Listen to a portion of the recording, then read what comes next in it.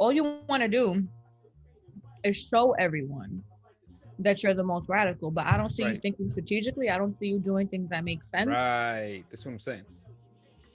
There's no strategy. This is what I'm saying.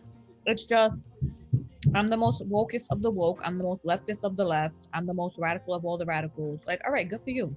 Moral posturing. You're posturing. That's all it is.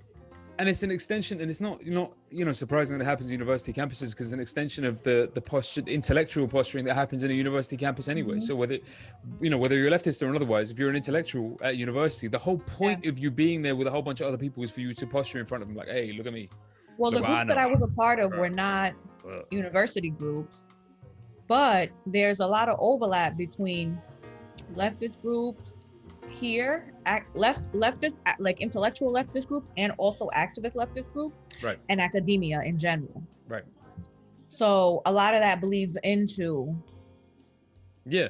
groups. Yeah, because it's all about I'm the smartest, I know the most, I read the most marks, I know everything. I'm so smart, I'm smarter than you. That's my point, and it just Ugh. seemed to me like it always struck me as a little bit disingenuous, a little bit insincere. God knows what else. The people's performances when they were involved in these marches and these protests and what have you were just a little bit off. All of it just seemed a Yeah. bit funny to me. So I was never like that was never my thing. So Well, fair enough. ultimately, I just feel like it's all driven by ego. I mean, I think you're right. You know, I think you're right. But the point is that was never my thing. Like I never got into that. But you did. because You I'm an went down a idiot. certain route. I mean, no, I wouldn't call it that. But the point is that you went down a certain route. You did a certain thing. You were involved at a certain level, and engaged at a certain level that I wasn't. Whether that's Mhm. like intellectually, socially, politically, whatever else. Like you It were was just all of those things, though. yeah, It took like over my whole life. I was you in a were. cult. But this is the thing. You were engaged in a way I just wasn't engaged. Yeah. For me, it was a theoretical, intellectual thing exclusively. Like that's all it really ever became. Like, don't get me wrong, my politics was set that way and what have you. Like that's how I felt about things and da da da. But I was But it never was the thing is like it was a marching. combination.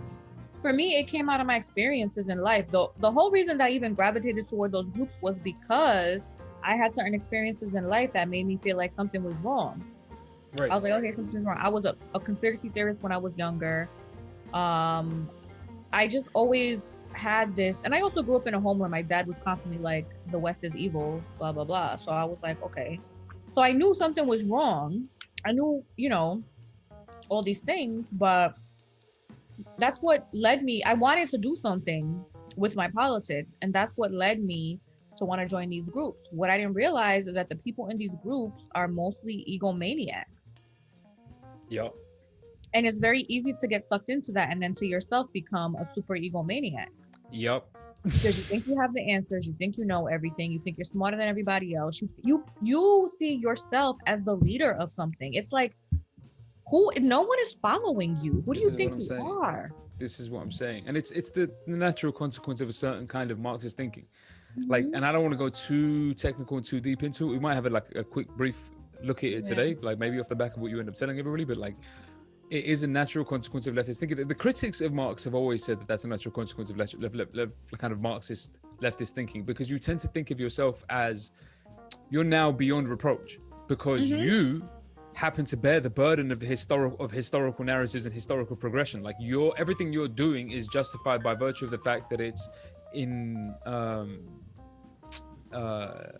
in advancing kind of the revolution. Like you're progressing. Everything you're doing is progressing the revolution. So it's all The thing I passing. don't like about these groups, hold on one second, I need to fix this. The thing I don't appreciate about a lot of these groups and these individuals that I met is that number one, Hey, we got a buddy. I should just say we got a buddy here with us. Say, yo, Andre's here. So what's up, Andre, homie? What's up? How you doing? oh, Andre, Brazilian Andre? Brazilian Andre. Brazilian Andre is Oh, right okay. here. Yeah. Hi, Amazing team, Andre. Super Doctor E. Yo, what's up, Andre? Yeah, shout outs. So, the thing I never liked about those groups was that they just like, so some of them actually will say that they are the leaders, and then others will say, no, we're not about leadership like that. We Yeah, don't have that model of leadership. But yeah, really, you do. You just but you hide do. it. You're not Yeah, straightforward about it. And then also, yeah, it's like, the thing is like some of the things I think are absolutely insane. Some of the things I agree with still. But either way, you are thinking in a way that the majority of people don't necessarily think that way and don't agree with you. And it's like, but the thing is, like, they don't think about how to make these things understandable or palatable to anybody else. When you try to do that, you're told that why are you hiding your politics? You have to be upfront about your politics. I'm just like, please get away from me. Listen, can I just we need to intro, right? So before we do the intro, can I just interject and let you know? No, because Andre thought it was important for him to remind you that he is 100% Brazilian. He's just told everybody, yes, I'm 100% Brazilian. Because, like, you know, the Brazilian Andre, he's like, yeah, 100% Brazilian. Although I feel like I need to remind Andre that his surname is Almeida, and let's be straight, fam. You got that from some Arab somewhere in the background. Almeida, come on, somewhere. I've never heard an Arab with the name Almeida. I've only ever heard Portuguese people with that name.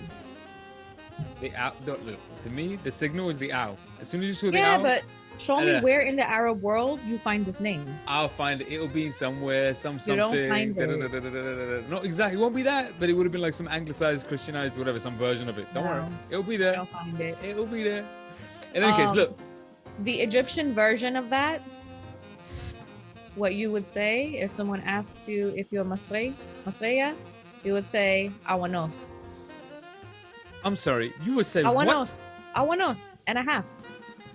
Awanos. And a Masreya, Awanos. Awanos. Okay. All right. Look, in any case, I don't know why we're teaching. Your Iraqi accent, your Klingon. Yeah, the official Klingon. Yeah. The Quranic accent. What's up, though? What's up? Mm-hmm. What's up? Yeah. Tell me, how do you say happy, happy, joy, joy again in Klingon? I'll start that. Mm-hmm. All right, we can't do this on the seminar, bro. We can't do this. All right, look. Can we just intro? Can we intro? Yeah. Can we intro? You're learning it. Intro. I'm learning Egyptian. I'm not learning Iraqi. Stop it. That's the same language. It's the accent. It's Look, not. It's the accent is the difference. It's not. This is an American speaking. So How do you I don't know say? if you have How do you say any table? authority. How do you say table in Arabic? Tawla. Tarabeza. Egyptian. Fam? All I'm saying. That coming from an American, we're not saying very much. I'm actually not an American. Like I am, but I'm not. I'm American, but I'm not American. I'm trying to intro here. Are you disavowing the American? White. I'm not a freaking white person. No, but American. See, now you're gonna start a whole storm of stuff. American isn't white. It is white. Okay, Alexandria Ocasio-Cortez will disagree with you violently. Well, we can all agree that she has an annoying voice and she's kind of dumb. As with a Native American or two. I'm just saying. Well, they're Native Americans. That's different. Can we look intro? Stop intro. Go ahead, do your intro. I know you're done. Yeah. Because and then we're gonna run over time, and you're gonna be like, "This is going too long." But